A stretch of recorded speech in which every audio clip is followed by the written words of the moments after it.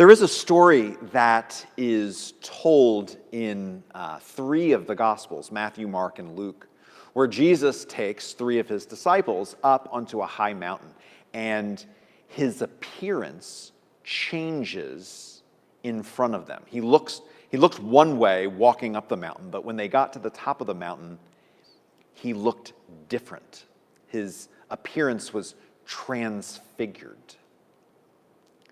There's another scene at the end of the Gospel of Matthew where Jesus is teaching. It's the last week of his life before his crucifixion.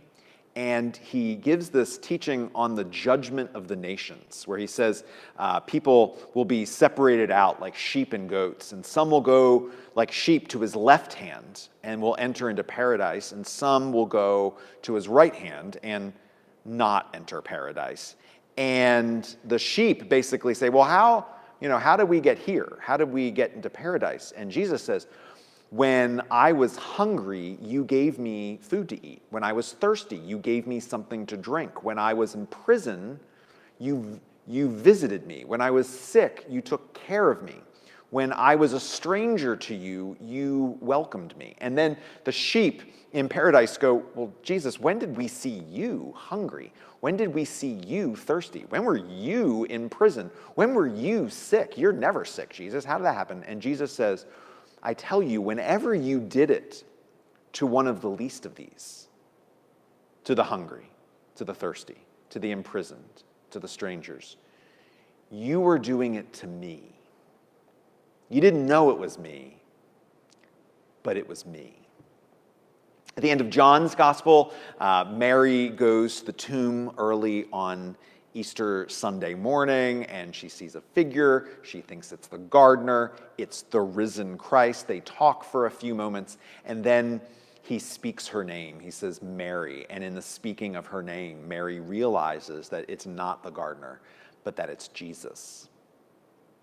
And then here in Luke's Gospel, we have this story of these two disciples on the night of Easter, Easter night, going to this little tiny village called Emmaus. It's a several-hour walk, and as they walk, Jesus comes and joins them. Just as these disciples had walked with Jesus countless times before, as they had talked with Jesus countless times before over the course of his 3-year ministry, they're walking and talking with him again, but they don't know it's him,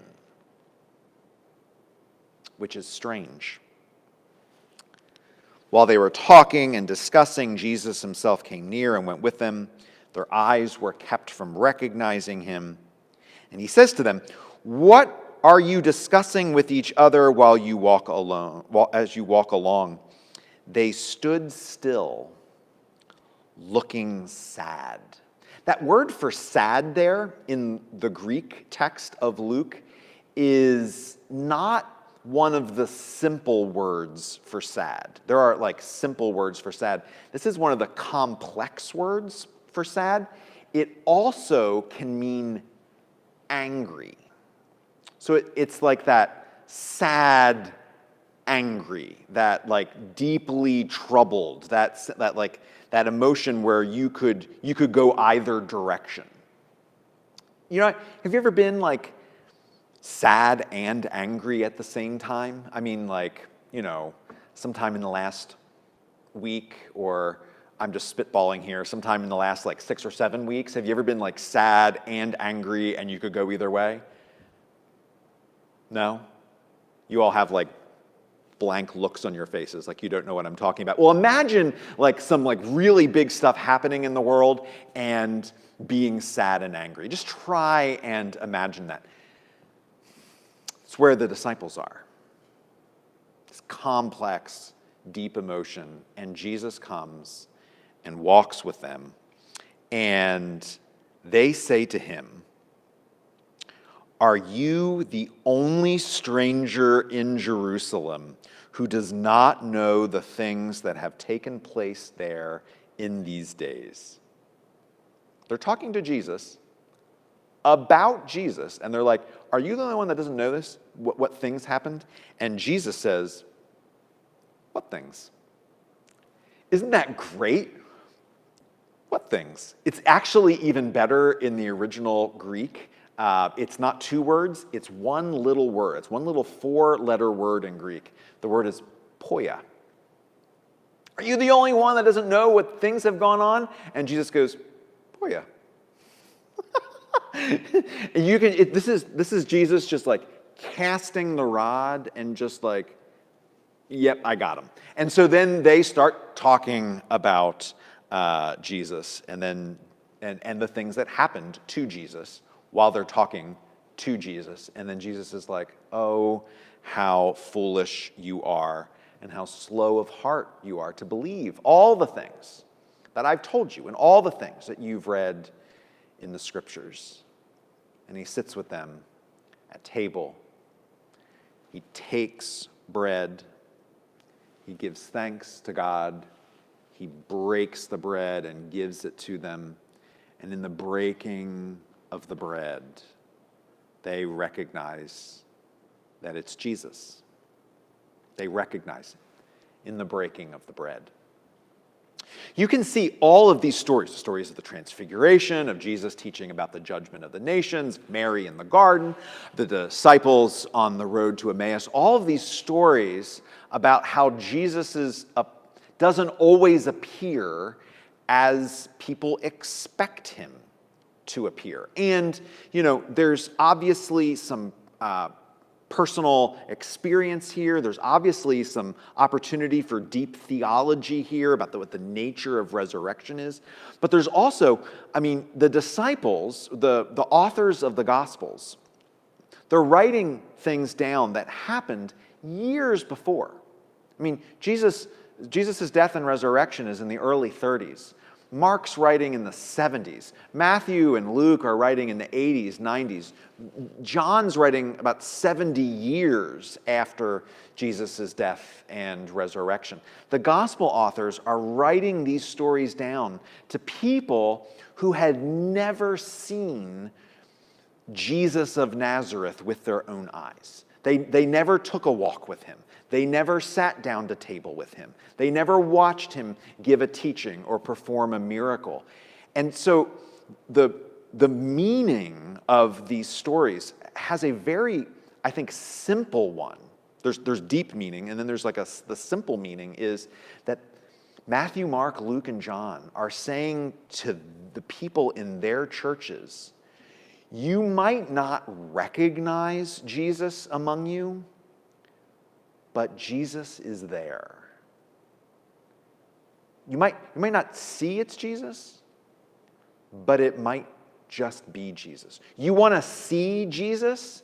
Then go and give food to the hungry. You want to see Jesus and experience him? Then go to a prison and visit him. You want to experience Jesus? Go and take care of someone who is sick. Go wrap your arms around someone who is a stranger and welcome them. And by doing that, you will see Jesus. Gather amongst yourselves and break open the scriptures and then break open the bread, and there Jesus is among you. You might not see him,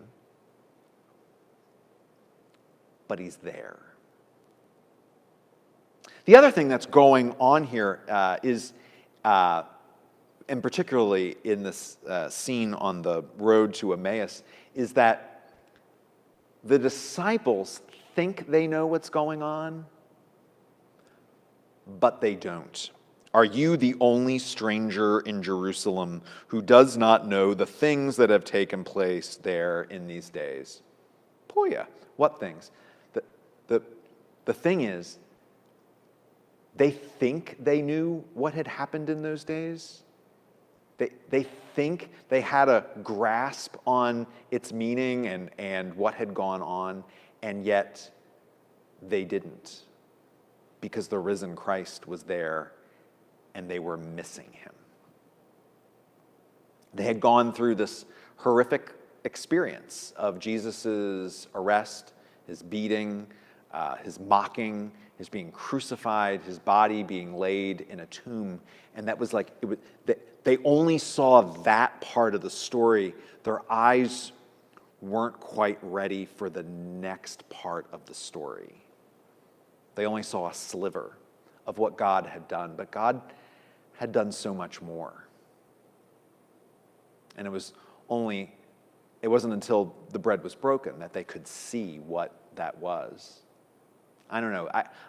Every story now that I read from the scriptures, I read through the lens of what is going on with us and what's going on in our world and in our nation and in our state and in our community. And,